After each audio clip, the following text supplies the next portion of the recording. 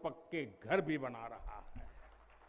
साथियों, नए भारत में अपनी संस्कृति का गर्व भी है और अपने सामर्थ्य पर उतना ही भरोसा भी है। नए भारत में विरासत भी है और विकास भी है।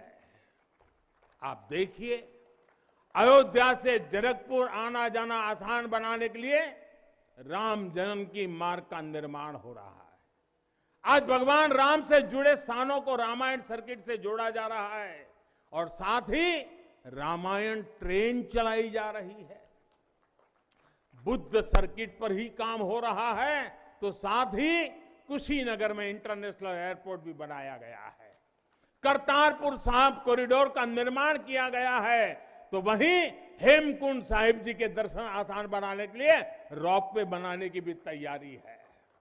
उत्तराखंड में 4 धाम सड़क महापरियोजना पर भी तेजी से काम जारी है। भगवान विट्ठल के करोड़ों भक्तों के आशीर्वाद से श्री संत ज्ञानेश्वर महाराज पालकी मार्ग और संत तुकाराम महाराज पालकी मार्ग का भी काम अभी कुछ हफ्ते पहले शुरू हो चुका है। साथियों, केरला में गुरुवायूर मंदिर हो या तमिलनाडु में कांचीपुरम वेलंकानी, तेलंगाना का जोगलांबा देवी मंदिर हो या फिर बंगाल का बेलूर मठ, गुजरात में द्वारका जी हो या फिर अरुणाचल प्रदेश का परशुराम कुंड, देश के अलग अलग राज्यों में हमारी आस्था और संस्कृति से जुड़े ऐसे अनेकों पवित्र स्थानों पर पूरे भक्ति भाव से काम किया गया है, काम चल रहा है। भाइयों और बहनों, आज का भारत अपनी खोई हुई विरासत को फिर से संजो रहा है। यहां काशी में तो माता अन्नपूर्णा खुद विराजती है। मुझे खुशी है कि काशी से चुराई गई मां अन्नपूर्णा की प्रतिमा 1 शताब्दी के इंतजार के बाद, 100 साल के बाद अब फिर से काशी में स्थापित की जा चुकी है। माता अन्नपूर्णा की कृपा से कोरोना के कठिन समय में देश ने अपने अन्न भंडार खोल दिए। कोई गरीब भूखा न सोए, इसका ध्यान रखा। मुफ्त राशन का इंतजाम किया। साथियों, जब भी हम भगवान के दर्शन करते हैं, मंदिर आते हैं, कई बार ईश्वर से कुछ मांगते हैं, कुछ संकल्प लेकर भी जाते हैं। मेरे लिए तो जनता जनार्दन ईश्वर का रूप है। मेरे लिए हर भारतवासी ईश्वर का ही अंश है।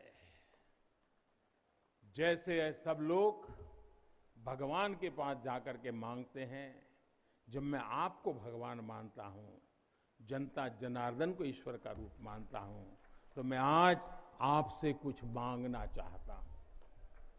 मैं आपसे कुछ मांगता हूं। मैं आपसे अपने लिए नहीं, हमारे देश के लिए 3 संकल्प चाहता हूं। भूल मत जाना, 3 संकल्प चाहता हूं और बाबा की पवित्र धरती से मांग रहा हूं। पहला, स्वच्छता, दूसरा, सृजन और तीसरा, आत्मनिर्भर भारत के लिए निरंतर प्रयास।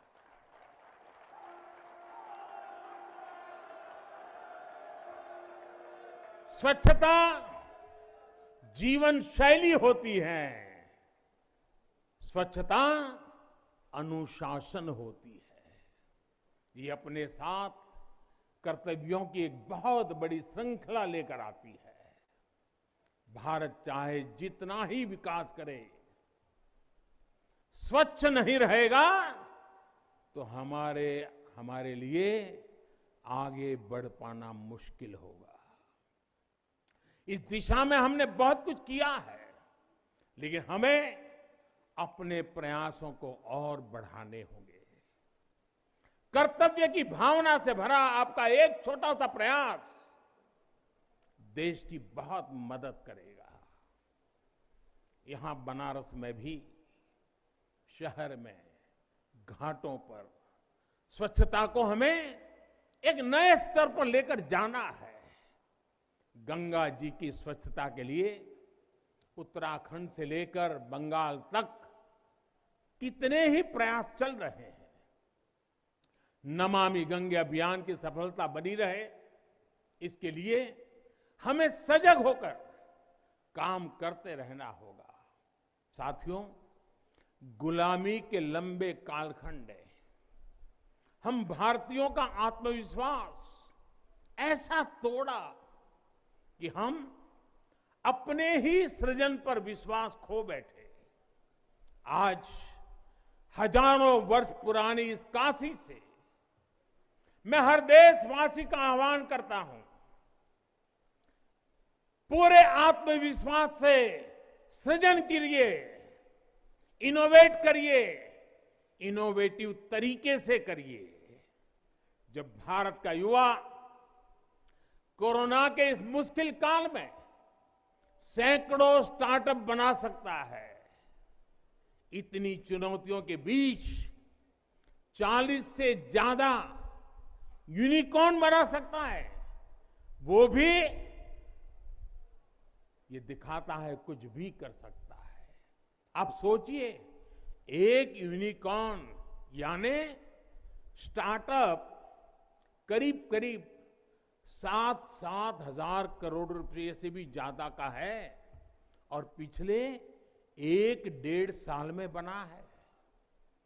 इतने कम समय में यह अभूतपूर्व है।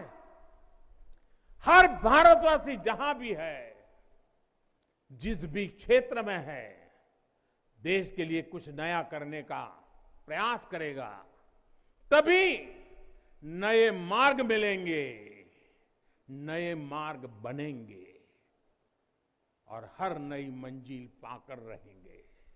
भाइयों और बहनों, तीसरा एक संकल्प जो आज हमें लेना है वो है आत्मनिर्भर भारत के लिए अपने प्रयास बढ़ाने का।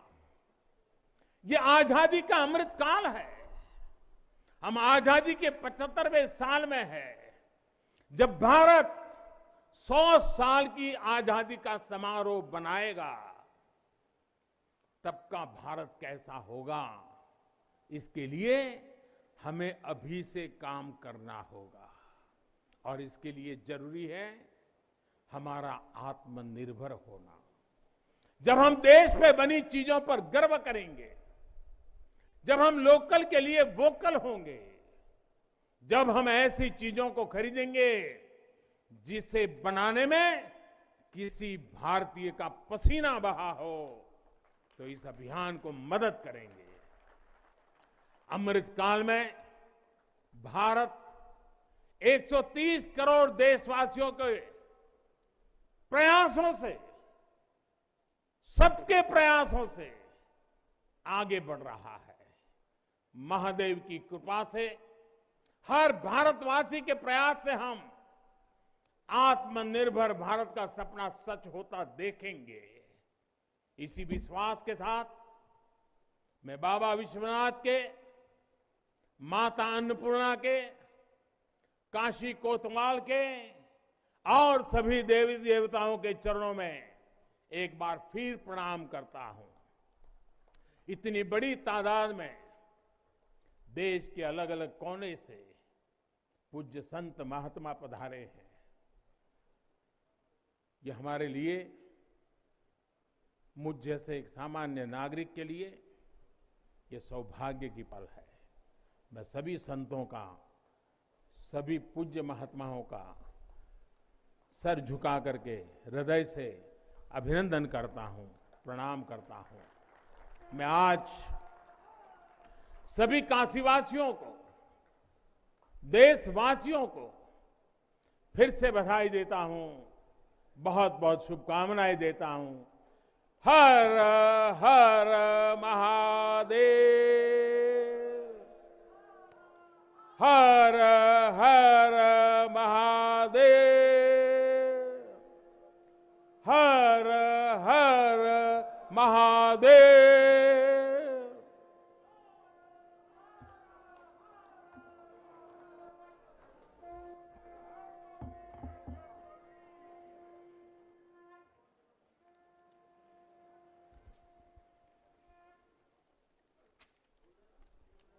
बहुत बहुत धन्यवाद माननीय प्रधानमंत्री जी, आपके प्रेरणादायी ओजस्वी उद्बोधन के लिए। पूज्य संतों दिव्य संबोधन